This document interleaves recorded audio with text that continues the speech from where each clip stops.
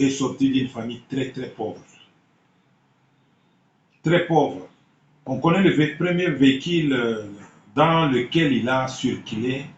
Et aujourd'hui, à le voir avec des nouvelles Jeeps, il le change comme s'il changeait les habits. L'injusteur, c'est lui. Parce que c'est lui qui a construit. Dis-moi aujourd'hui, Félix Tshisekedi a construit une maison où? Il reste même dans une maison de 3 pièces. Au Kanchach, là-bas, une toute petite maison où moi je ne peux pas habiter. Mais c'est le chef de l'État qui est là. Pourtant, il a un salaire, il a beaucoup d'argent qui lui peut faire ses histoires. Kabound, c'était un petit médiocre là-bas. D'abord, il est encore à une université privée là où il ne va même pas au cours, ou là où il ne comprend rien. Dire incompétent, c'est peut-être les mots là que les gens utilisent sans connaître les contextes. Ils ne savent même pas incompétent c'est quoi. Demande lui-même d'écrire incompétent là, il ne sait même pas écrire ça. Donc, parler des Jussel, non, mais il est bailleur aujourd'hui, il n'a jamais été ni dans sa vie, non.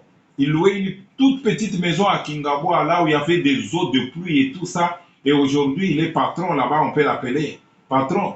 Il avait des carrés miniers là où il a pris, il a ravi, non. Et puis, Kaboul, ils sont donné à personne, surtout. Alors, je ne vois pas comment je peux faire des commentaires sur un inconscient comme lui là. Le président de la République, il n'a aucun concurrent, personne. Surtout pas ces petits fous de PPRD là. Ils ne peuvent même pas parler. Ils ne peuvent pas parler. Si le pays est à ce stade-là, ce sont ces gens-là. Marc Kabound ne représente rien. Il a déjà fait la politique où?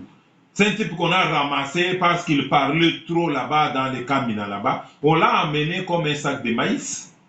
Alors, parler que non, ce que Tshisekedi fait, à moins d'être sauvage, à moins d'être un inconscient et malade mental pour ne pas voir. 2023, on ne parle même plus. On parle de Tshisekedi après 2029.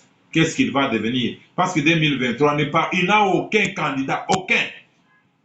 Que Kabila appelle Jean-Marc Kabound, Chibala, Moïse Katumbi et les autres qui le coalisent. Ils n'auront même pas, il ne peut même pas prendre Martin Fayoul.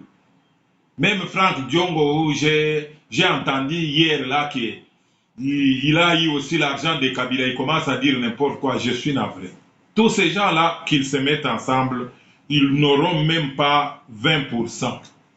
Ce serait des présidents jusqu'au-delà. Nous sommes en train de penser qu'est-ce qu'il deviendra après 2029, pas 2023. 2023, ça c'est déjà un acquis. À moins d'être malade. Ça sont des malades mentaux qui disent ça. Et j'ai aussi remarqué une chose. Top Congo parle surtout quand on parle mal de Tshisekedi ou de l'UDPS.